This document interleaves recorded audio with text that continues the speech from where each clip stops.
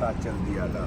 इसी पहाड़ ने बोल कर कहा था कि या रसूल अल्लाह, मेरा अब दुनिया में कुछ नहीं है, मुझे अपने चचा के साथ ही कब्र में दफना दो। फ़ौरन यहाँ पर हज़रत जबरील अलैहिस्सलाम वही लेकर आ गए कि या रसूल अल्लाह, इस पहाड़ को हुक्म दे कि क़यामत के रोज़ तक तेरी ज़ियारत होगी और क़यामत के दिन जन्नत के दरवाज़े पर इसी पहाड़ की ड्यूटी होगी। ये सोने के टुकड़ों में से एक टुकड़ा है और यही वो पहाड़ है जो क़यामत के रोज़ जन्नत के दरवाज़े पर रखा जाएगा।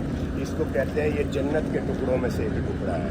इसी जंग के अंदर फिर आप सरकार हज़रत मोहम्मद वसल्लम के सामने वाले 2 दान मुबारक शहीद हुए थे। इसी जंग में जो ये मसअब बिन उमैर थे, ये जब शहीद हुए तो ये वो शख्स थे, मक्का के सबसे पहले शख्स थे, ये बादशाह के बेटे थे जो ईमान लेकर आए थे। इसने जब जाकर अपनी माँ को कहा कि माँ, मैं मुसलमान हो गया हूँ, तो इसकी माँ ने और इसके चचा ने इसके कपड़े भी निकलवा लिए थे। जब ये रसूल के पास गए थे तो बग़ैर कपड़ों से थे। तो आप सरकार हज़रत मोहम्मद वसल्लम के पास जब ये गए तो ये वो शख्स है जिसका जिक्र हदीस में आता है कि ये उस दौर के अंदर जिस लिबास को एक मरतबा पहनता था कभी उसे दोबारा नहीं पहनता था, और उसका वो लिबास कम से कम सोने के 200 सिक्कों का आया करता था।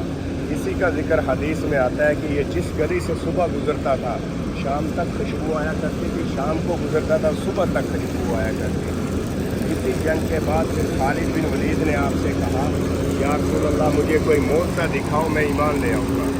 आपने फरमाया कि क्या मोज़ा दिखाऊँ? आपने कहा कि मैंने तुम्हारे इस सहाबी की आँख फोड़ दी है, इसे ठीक कर दो, मैं ईमान ले आऊँगा। आप सरकार ने उनकी ये बात मानकर अपनी उंगली के ऊपर नाम कुरान रख कर उसकी आँख में लगा कर ऊपर से हाथ रख कर अल्लाह से दुआ की। तो जैसे हाथ उठाया था तो वह पहले से ज़्यादा रोशन थे।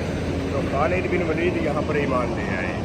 इसी जंग के बाद फिर हिंदा अबू सफियान, वो हबशी जिसने आपके चचा को शहीद किया था, वो यहाँ से दौड़कर ताइफ चला गया था। ताइफ उस वक़्त गैर मुस्लिमों का सबसे बड़ा गढ़ था।